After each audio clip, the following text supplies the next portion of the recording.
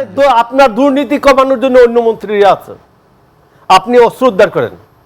সায়েন্সে একটা শব্দের নাম আছে গামিং এজেন্ট, মানে একটা ট্যাবলেট যে দেখেন এটাতে স্টার্চ থাকে আর ইনগ্রেডিয়েন্টস থেকে মেডিকেল ইনগ্রেডিয়েন্টস, আর বাকিটা এইটাকে জোড়া দিয়ে রাখার জন্য একটা গামিং এজেন্ট লাগে। তো একটা পলিটিক্যাল পার্টির গামিং এজেন্ট হচ্ছে নেতৃত্ব এবং আদর্শ, কথা বুঝছেন?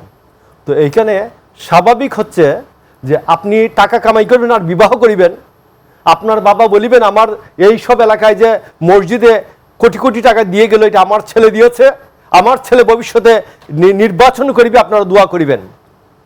তো যখন অন্যরা দেখে আমি তো কিছুই পাইলাম না, তখন এখানে তো বিভাজন হবে। এখানে কোনো ষড়যন্ত্র তত্ত্ব কাজ করছে না।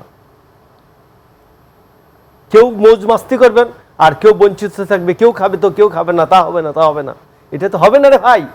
রাজনীতির চরিত্র এত সহজ না, তো এত সহজ না রাজনীতি। কিন্তু বিভাজন হলে অন্য পক্ষ সুযোগ নেবে কিনা আবার এর মাঝখান থেকে?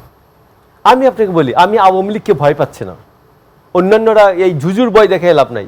আওয়ামী লীগ আগামী 10 বছরে 10 ইয়ার্সে 10 বছরে দাঁড়াইয়া ভোট চাই আওয়ামী লীগের জন্য, নৌকা মার খাই, পরিস্থিতিটা থাকবে না। তো এই পরিস্থিতিটা নাই দেশে, আমি আপনাকে বলছি। তো এখন এই ঝুজুর ভয় না দেখিয়ে বাস্তবসম্মত যে কাজগুলি আছে এই কাজগুলি করে ফেলেন ডক্টর ইউনূস। যেমন উনি গতকালকে একটি ভালো কথা বলেছেন, সেইটা হলো এই 6 মাসের মধ্যে প্রথম একটি ভালো কথা বলছেন, সেটার নাম হলো পাসপোর্টে আর পুলিশ ভেরিফিকেশন লাগবে না।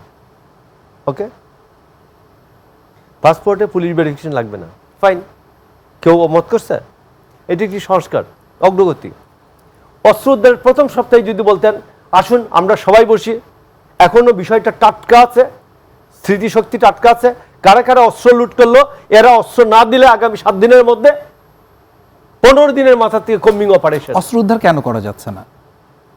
সরকার সদিচ্ছা নাই, সদিচ্ছা নাই। আমি তো সরকার চালাই না, আমি কি বলবো? না মানে সদিচ্ছা থাকবে না কেন আপনার কাছে কি মনে হয়? এই সদিচ্ছা না থাকার সরকার সদিচ্ছা, সকালবেলা কামাল ভাই কি টুথপেস্ট দিয়ে দাঁত ব্রাশ করছে এটা আমাকে জিজ্ঞেস করতে হবে না, সরকার লোকজনকে ডেকে জিজ্ঞেস করবে। আপনার কাছে কি মনে হয় যে আপনার বিশ্লেষণ কি বলে যে সদিচ্ছা না থাকার কারণ? আমি বলবো সদিচ্ছা নাই, এই জন্য সরকার উদ্ধার করতে পারে না। আমারে বসান কালকে হোম মিনিস্টারে, আমি 15 দিনে অস্ত্র উদ্ধার করে দেবো। আমি আপনাকে বলি 64টা জেলা আছে, 64টা জেলা আছে, 64টা জেলায় 64টা পুলিশ লাইন আছে। কোথাও স্বরাষ্ট্রমন্ত্রী যাইতে শুনছেন গিয়া বলছেন যে ভাইয়েরা বাবারা তোমরা যারা খুন খারাপি করছো এই কয়েকজনকে তোমরা চিহ্নিত করে ফেলো আর বাকিরা সবাই নির্ভয়ে কাজ করো। অনেকে এমনটা বলেন যে পুলিশের এখনো মনোবল আসলে ফিরে আসেনি, সেজন্য মনোবল পুনরুদ্ধারের জন্য কোনো উদ্যোগ আছে এই সরকারের? নাই প্রধান উপদেষ্টার, নাই স্বরাষ্ট্র উপদেষ্টার। অন্যান্য ক্ষেত্রে এইরকম অস্বাভাবিক সরকারে সবচেয়ে ইম্পর্টেন্ট মিনিস্ট্রির নাম হচ্ছে ল মিনিস্ট্রি, আর সেকেন্ড ইম্পর্টেন্ট মিনিস্ট্রির নাম হচ্ছে স্বরাষ্ট্রমন্ত্রী। এদেরকে কোথাও মুভ করতে দেখেন? স্বরাষ্ট্র উপদেষ্টার কথা বলেছেন, আপনি নিশ্চয় শুনেছেন যে তিনি বলেছেন যে দুর্নীতি যদি কমে আসে তাহলে সব সমস্যার সমাধান হয়ে যাবে, তিনি এমনটি মনে করেন। আরে অস্ত্র উদ্ধারের সাথে দুর্নীতির সম্পর্ক কি?